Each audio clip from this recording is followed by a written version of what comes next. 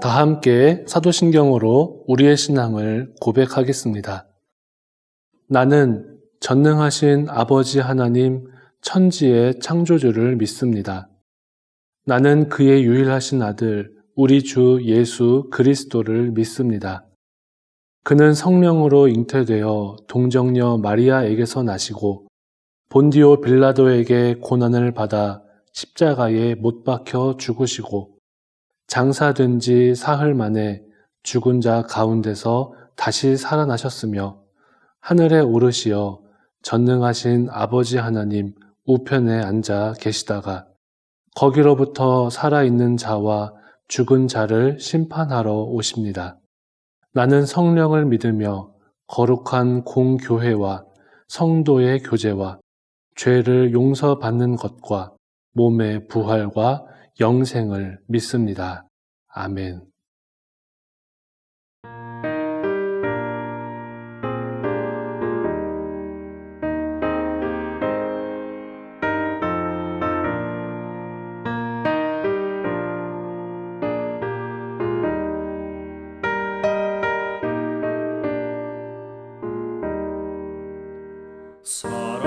사랑하는 주님 앞에 형제자매 한자리에 크신 은혜 생각하며 즐거운 찬송 부르네. 내 주 예수 본을 받아 모든 사랑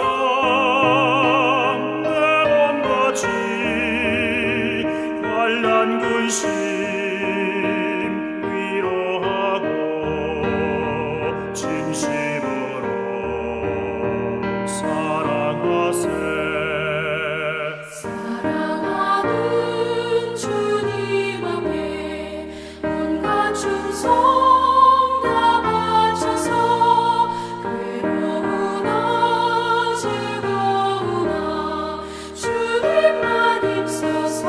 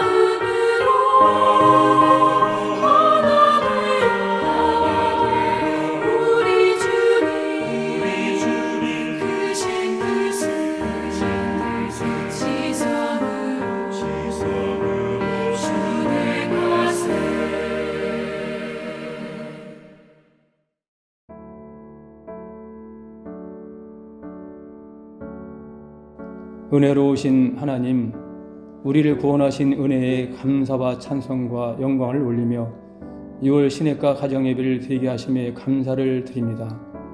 이 시간 함께 모여 예배드리는 모든 가정에 성령 충만한 복을 내려 주옵소서. 믿음의 가정을 기뻐하시는 하나님, 특별히 6월은 나라 사랑과 환경 사랑의 달입니다. 천안중앙교회 모든 가정이 나라를 사랑하고 하나님 지으신 세상을 사랑하는 믿음의 가정이 되게 하여 주옵소서. 교회를 사랑하시는 하나님, 우리 천안중앙교회가 코로나로 인해 어려울 때에 세상에 희망이 되길 원합니다. 모든 성도들이 어두운 곳에 빛이 되게 하여 주시고 썩어져가는 곳을 깨끗하게 하는 사명을 감당하게 하여 주옵소서. 각자 삶의 자리에서 예수 그리스도의 제자로 살게 하여 주셔서 이 지역이 하나님의 나라로 변화되게 하여 주옵소서. 오늘 드리는 예배를 통해 부모는 자녀를 위해, 자녀는 부모를 위해 기도하고 서로 사랑하는 믿음의 가정들이 세워지게 하여 주옵소서.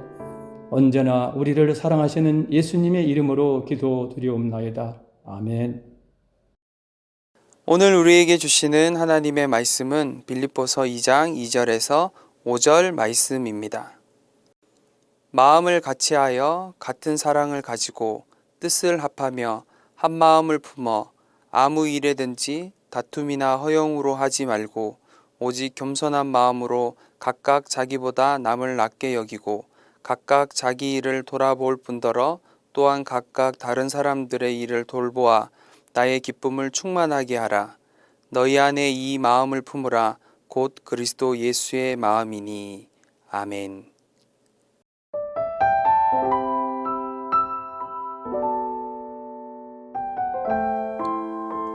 평화로운 들판에 양치기 소년이 양을 돌보고 있었습니다. 아주 평화로운 모습입니다. 그런데 혼자 있던 양치기 소년이 갑자기 외치기 시작했습니다. 늑대다! 늑대다! 사람들이 뛰어왔지요. 어디? 어디? 늑대가 없어요. 한 번, 두 번, 세 번.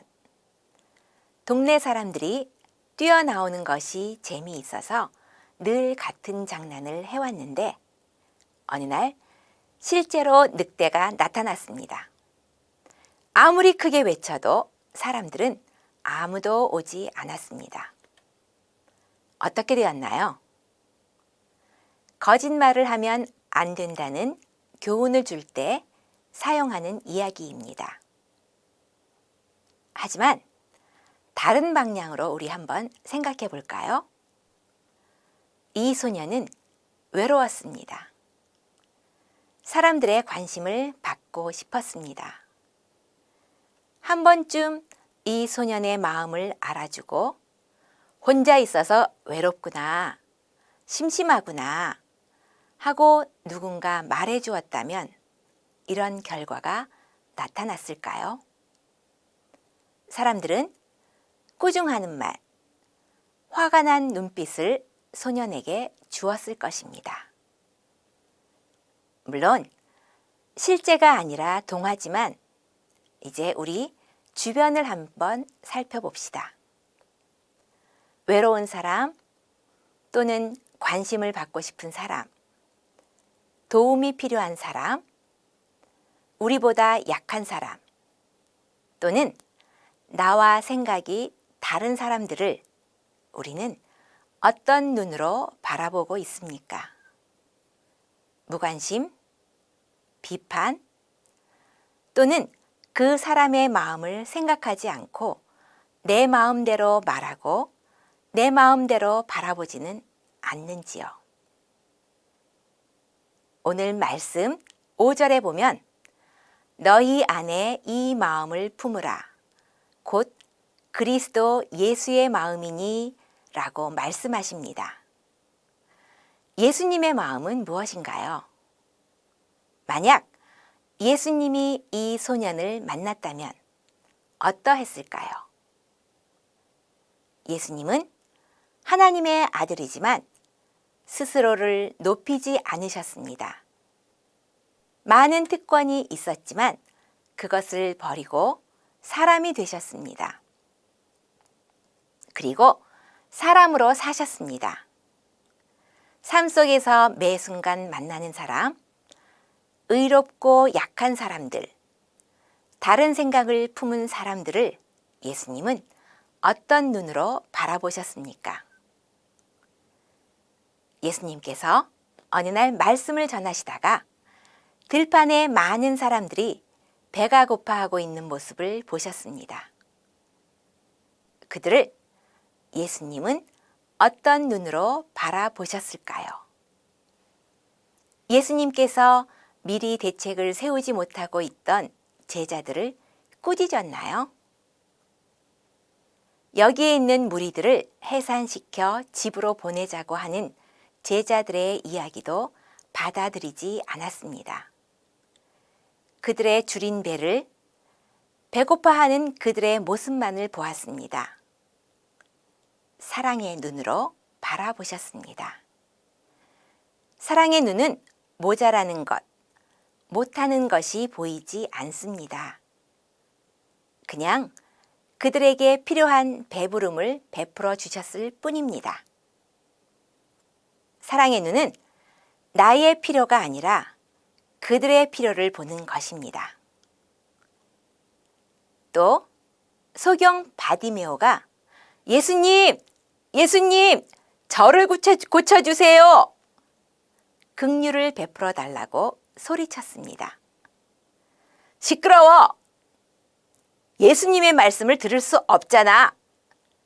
주변 사람들은 찡그리며 그를 바라보았을 것입니다. 그러나 예수님은 어떠하셨습니까? 그를 사랑의 눈으로 바라보셨습니다. 그가 왜 그렇게 소리치며 다가오는지 이유를 보셨습니다. 사랑의 눈으로 바라보셨기 때문입니다. 그래서 그를 가까이 오게 하시고 그 눈을 만져서 고쳐주셨습니다. 사랑의 눈은 그 행동의 결과만을 보는 것이 아니라 이유를 보는 것입니다. 많은 사람들이 모여 있을 때 예수님, 예수님! 시끌시끌 어린아이들이 뛰어왔습니다. 안 돼! 어린이는 저리 가! 제자들은 큰 소리로 화를 냈습니다. 그러나 예수님은 시끄러운 어린이들로 바라보지 않았습니다. 예수님은 그들을 사랑의 눈으로 바라보았습니다. 질서도 없고 예의도 없지만 예수님을 순수하게 사랑하는 그들의 모습을 보았습니다. 예수님은 사랑의 눈으로 언제나 우리를 보고 계십니다. 우리들에게 관심을 보여주시고 있는 그대로 그 모습을 받아주십니다. 우리가 약하든 강하든 지혜가 있든지 없든지 부자이든 가난하든지 언제나 있는 모습 그대로 받아주십니다. 사랑의 눈은 있는 모습 그대로 보는 것입니다. 우리는 모두 예수님을 믿는 그리스도인입니다. 예수님의 마음을 품어야 하는 사람입니다. 3절에서 말하는 다툼이나 허영으로 하지 말고 오직 겸손한 마음으로 각각 자기보다 남을 낮게 여기는 것. 바로 이것이 예수님의 마음입니다. 남을 사랑의 눈으로 겸손히 바라본다면 남의 티끌이 보이는 것이 아니고 나보다 나은 하나님이 지으신 귀한 인격체로 보입니다. 주님께서 보여주신 사랑을 그대로 배우며 그대로 따라하며 그대로 사랑하며 실천하며 살아가는 사람들이 바로 우리 그리스도인들입니다. 우리 그리스도인들은 구별되어야 합니다. 왜냐하면 우리는 예수님의 마음을 품었기 때문입니다. 예수님처럼 사람들을 사랑의 눈으로 바라봅시다. 사랑의 눈으로 가족을 바라봅시다. 가족을 바라보며 웃어주세요.